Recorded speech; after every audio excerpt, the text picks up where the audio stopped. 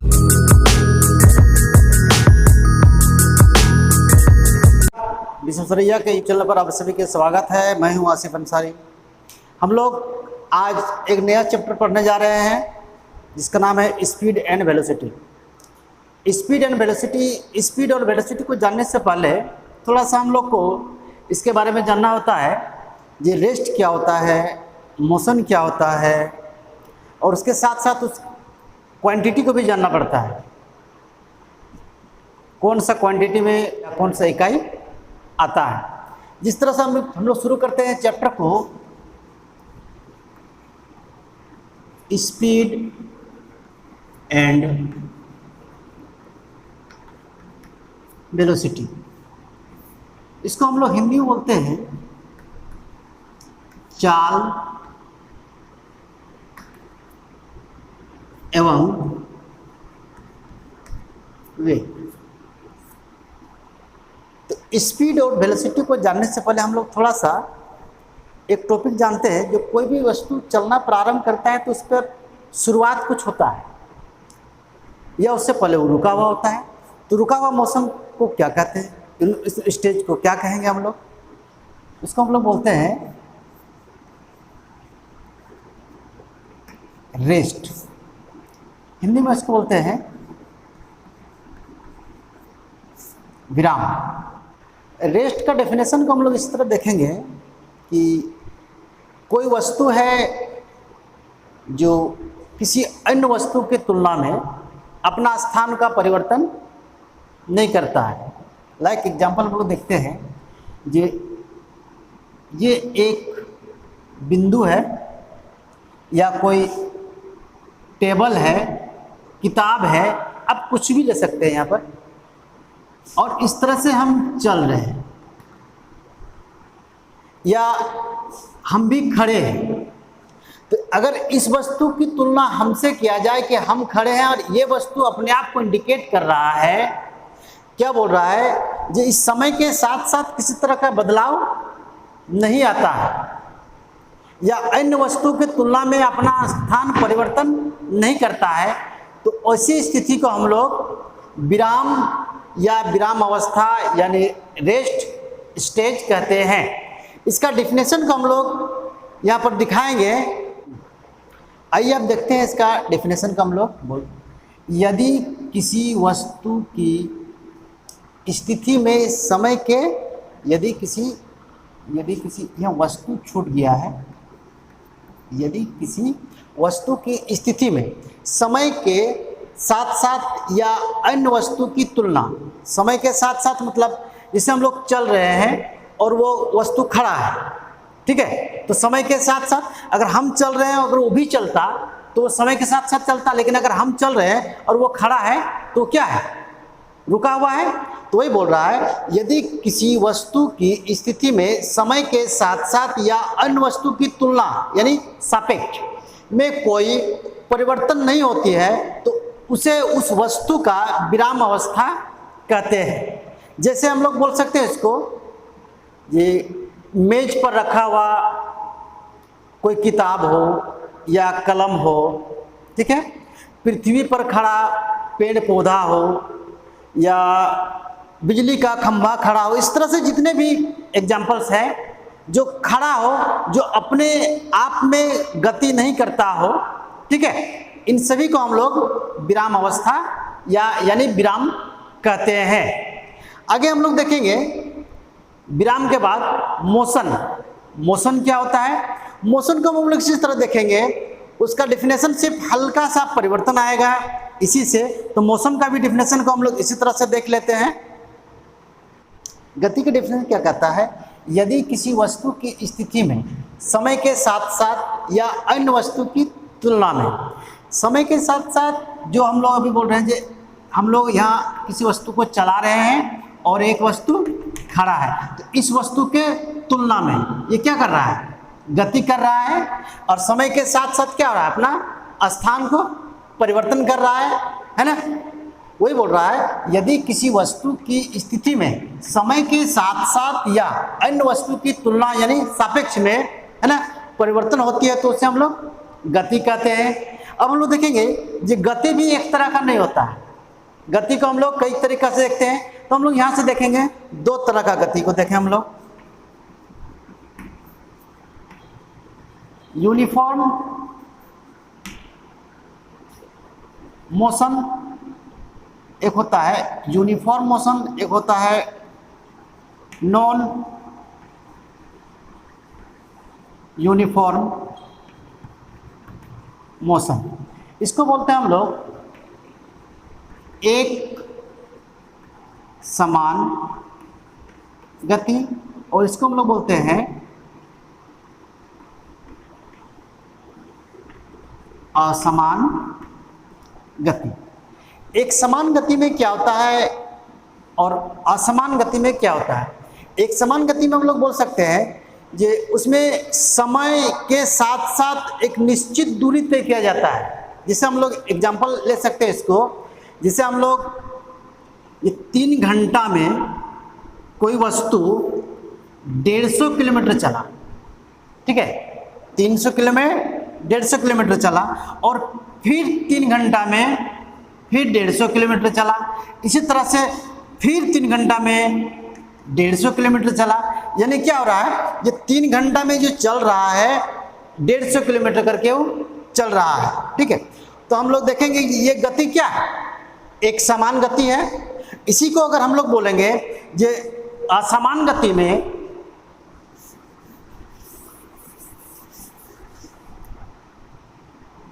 दो घंटा में कोई बस गाड़ी जो है 120 किलोमीटर चला, और फिर अगला 2 घंटा में देख रहे हैं वो गाड़ी 150 किलोमीटर चल जाएगा, ठीक है। तो क्या हो रहा है, यहाँ पर असमान गति हो रहा है जी। यहाँ पर 2 घंटा था लेकिन 120 किलोमीटर था, इसको हम लोग किलोमीटर लिख सकते हैं। अब फिर से यहाँ 2 घंटा है लेकिन यहाँ क्या हो रहा है, 150 किलोमीटर हो रहा है। इसका गति क्या हो रहा है, परिवर्तन हो रहा है। इसी तरह से एक समान गति और असमान गति होता है। एक समान गति को जो हम लोग कोई फिगर से दिखाना चाहेंगे ग्राफ के द्वारा, तो हम लोग ये हमेशा एक सरल रेखा में दिखाते हैं इसको इस तरह से। ये 1 बिंदी 2 3 4, यानी ये दूरी अगर x है तो ये भी x है, ये भी x है, ये भी x है। सबका दूरी क्या होता है, समान होता है। इसी के ऑपोजिट में अगर हम लोग जाएं, जो असमान को लेंगे, तो असमान का जो गति का जो एगो ग्राफ हम लोग तैयार होता है, वो ग्राफ इस तरह नहीं होता है, सीधा नहीं होता है। वो कभी यहाँ जाता है, कभी नीचे आता है, कभी ऊपर, कभी नीचे, कभी ऊपर, टेढ़ा मेढ़ा इस तरह से होते रहता है, क्योंकि वो करता है, कभी घटता है, कभी बढ़ता है, कभी घटता है, कभी बढ़ता है। दूसरी ओर इसको अगर हम लोग लेना चाहें तो इसको हम लोग इस तरह भी ले सकते हैं, जो कभी एक ऐसा स्थिति था कि ऊपर से नीचे की ओर गया, या ऐसा भी होगा नीचे से ऊपर भी होगा, यानी कर्व के भांति काम करता है। असमान गति होता है, लेकिन एक समान गति हमेशा स्ट्रेट लाइन पर ही एक ग्राफ के माध्यम से हम लोग देखते हैं। अब इसके बाद आइए हम लोग देख लिए रेस्ट और मोशन। अब इसके बाद आते हैं एक अगला टॉपिक के, क्योंकि स्पीड और वेलोसिटी में उसका यूज होगा, ठीक है जी। क्या होता है उसको हम लोग क्वांटिटी के रूप में देखते हैं, सदिश और अदिश। सदिश राशि किसको कहते हैं और अदिश राशि किसको कहते हैं, उसको भी इस तरह से डेफिनेशन के माध्यम से हम लोग दिखेंगे जी, क्या सदिश क्या होता है और अदिश क्या होता है। तो आइए हम लोग देखते हैं स्केलर क्वांटिटी और वेक्टर क्वांटिटी। आइए हम लोग देखते हैं स्केलर क्वांटिटी और वेक्टर क्वांटिटी। स्केलर क्वांटिटी में किसको कहते हैं, स्केलर क्वांटिटी हम लोग उसको कहेंगे, इसका डेफिनेशन के हिसाब से, जिन भौतिक राशियों को जिन भौतिक राशियों में सिर्फ मैग्नीट्यूड होती है, डायरेक्शन नहीं होती है, उनको हम लोग स्केलर क्वांटिटी कहते हैं, यानी अदिश राशि कहते हैं। और जिन भौतिक राशियों में मैग्नीट्यूड यानी परिमाण के साथ साथ डायरेक्शन भी होता है, उसको हम लोग वेक्टर क्वांटिटी यानी सदिश राशि कहते हैं, ठीक है। तो हम लोग डिफिनेशन के हिसाब से जिन भौतिक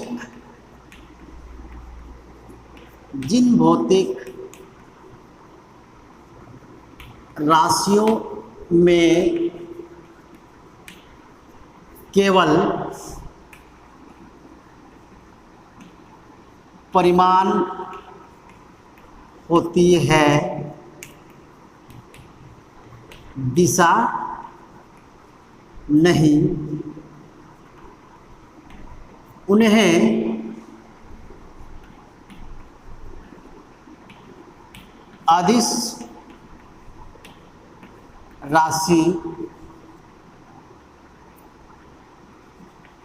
कहते हैं। जैसे में आएगा यहाँ पर, जैसे में हम लोग अदिश राशि में किसको किसको लेंगे, तो हम लोग इसको लेते हैं लंबाई, दूरी, समय, चाल, कार्य, शक्ति, ऊर्जा, ताप, विद्युत धारा आदि। इसी प्रकार से बहुत सारा आपके पास एग्जाम्पल आएगा, आपको थोड़ा सा देख के याद कर लेना होगा, है ना। इन तरह से इन सभी में क्या है, सिर्फ मैग्नीट्यूड है, यानी परिमाण है। इसके पास, किन्हीं के पास दिशा नहीं है। इनको, इन सभी को हम लोग क्या बोलेंगे, अदिश राशियां हैं, अदिश राशियां हैं। इसके ऑपोजिट में हम लोग आएंगे वेक्टर। ये तो हो गया सदिश, ये हो गया अदिश। इसको हम लोग फिर इसी तरह से देखेंगे, जिन भौतिक, यहां से आपका इधर हो गया, जिन भौतिक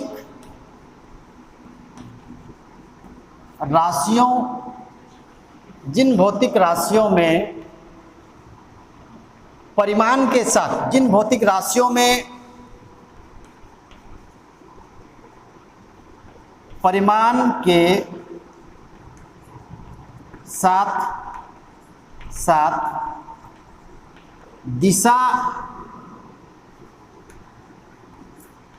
भी होती है, उन्हें सदिश राशि कहते हैं। अब किनके पास दिशा और परिमाण होता है, या परिमाण या दिशा, जैसे आप बोलिएगा। जैसे हम लोग देते हैं, हम देखते हैं विस्थापन,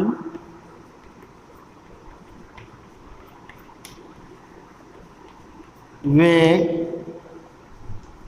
त्वरण, भार, आवेग। इन सभी में क्या होता है, परिमाण के साथ साथ दिशा भी उपस्थित होती है। ये हमारे पास हो गया सदिश और अदिश। इसके बाद हम लोग आते हैं थोड़ा सा इससे आगे, दूरी और विस्थापन। दूरी क्या होता है और विस्थापन क्या होता है, आइए हम लोग देखते हैं। डिस्टेंस, किसी गतिमान वस्तु द्वारा किसी समय में तय किए गए मार्ग की लंबाई को दूरी कहते हैं। इस तरह से देखिए, थोड़ा सा एग्जाम्पल यहाँ पर लेते हैं। इसको हम लोग क्या बोलते हैं, मार्ग मान के चलते हैं। एक रास्ता है, किसी गतिमान वस्तु के द्वारा, यहाँ कोई वस्तु ले लेते हैं, जो वस्तु गति करता है, गतिमान वस्तु मतलब गति कर रहा है, के द्वारा किसी समय में तय किए गए मार्ग, यहाँ से तय किया गया, यहाँ पर आ गया, मार्ग को तय किया कि लंबाई को क्या कहते हैं, दूरी कहते हैं। यानी इसको हम लोग क्या कहेंगे, दूरी कहते हैं।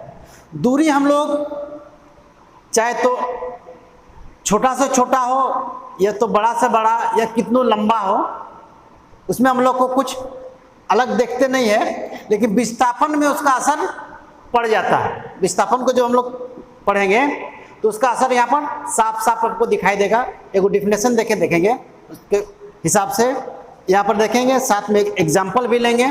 देखिए यहां पर दूरी क्या है, एक अदिश राशि है और इसका इकाई होता है मीटर। डिस्प्लेसमेंट में देखते हैं हम लोग क्या बोल रहा है, किसी निश्चित दिशा में। जब ये निश्चित दिशा बोल दिया है डेफिनेशन तो समझ जाना है कुछ और।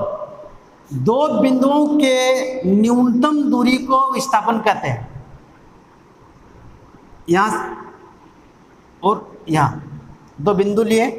अब इसको हम लोग इस तरह भी घूम के जा सकते हैं, इस तरह भी घूम के यहां हम लोग जा सकते हैं। ये क्या कहलाएगा, मेरा दूरी कहलाएगा। या थोड़ा सा इधर भी जा सकते हैं, इधर से भी जा सकते हैं। लेकिन डिफिनेशन क्या कहता है, न्यूनतम दूरी को, न्यूनतम माने ये स्टेट जो होगा, ये जो स्टेट होगा इसी को हम लोग डिस्प्लेसमेंट कहेंगे, न्यूनतम दूरी को। ठीक है। और क्या बोल रहा है, निश्चित दिशा में, निश्चित जहां हो गया तो उसमें क्या है, परिमाण के साथ साथ दिशा भी है, तो क्या होगा, विस्थापन एक सदिश राशि हो जाएगा। ठीक है। इसका भी मात्रक जो होता है मीटर होता है। ठीक है। और हमेशा याद रखिएगा दूरी जो होता है हमेशा धनात्मक होगा, लेकिन विस्थापन धनात्मक, ऋणात्मक या शून्य भी हो सकता है। हम लोग आने वाले वीडियो में देखेंगे स्पीड और वेलोसिटी, उसके बाद से उससे रिलेटेड जितने भी टॉपिक्स आएगा उसको हम लोग एक एक करके देखते जाएंगे। यदि आपको आज का वीडियो अच्छा लगे तो लाइक और शेयर जरूर करें, साथ ही इस चैनल को सब्सक्राइब करें और बेल आइकन को दबाना ना भूलें, ताकि आने वाला वीडियो का नोटिफिकेशन सबसे पहले आप तक पहुंचे। धन्यवाद।